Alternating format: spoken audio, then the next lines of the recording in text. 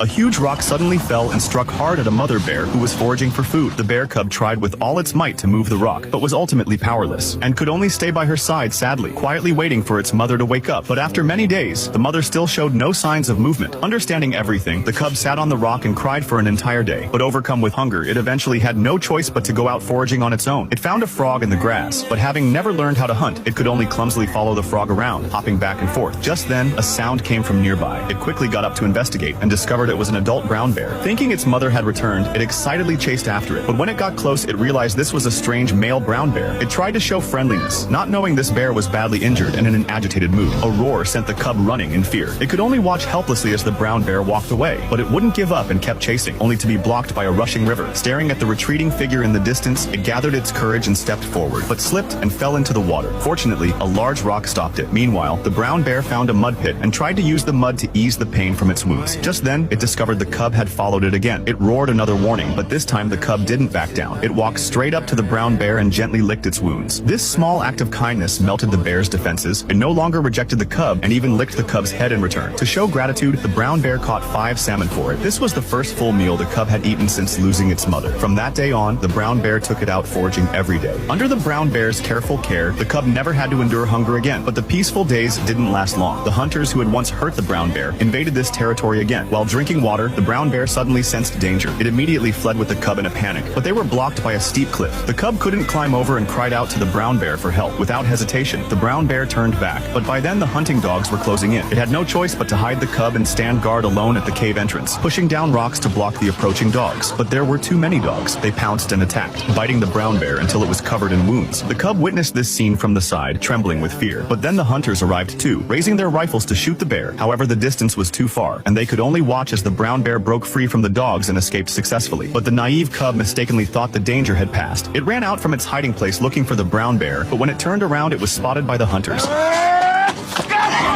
The cub was caught and didn't even realize it was in danger, innocently playing and frolicking with a nearby horse. Its adorable antics made the hunters around laugh. As night fell, the cub's emotions suddenly became agitated because it saw its mother's skinned fur. The next morning, the hunters discovered the rope binding the cub had broken. They thought it had escaped, but found it sleeping peacefully nestled against its mother's fur. A young hunter felt compassion. He poured a bowl of milk and placed it in front of the cub. Attracted by the milk's aroma, the cub began licking it. This heartwarming scene touched all the hunters, and they decided to release the cub and give up hunting the brown bear. But just as the hunters were about to leave, the cub suddenly chased after them. The young hunter quickly rode his horse to drive it away, and the frightened cub turned and ran off. The hunter was actually just trying to tell it, "Don't get close to humans anymore." Shortly after the cub left, it happened to find the brown bear that had been secretly watching over it. From that day on, they were never separated again.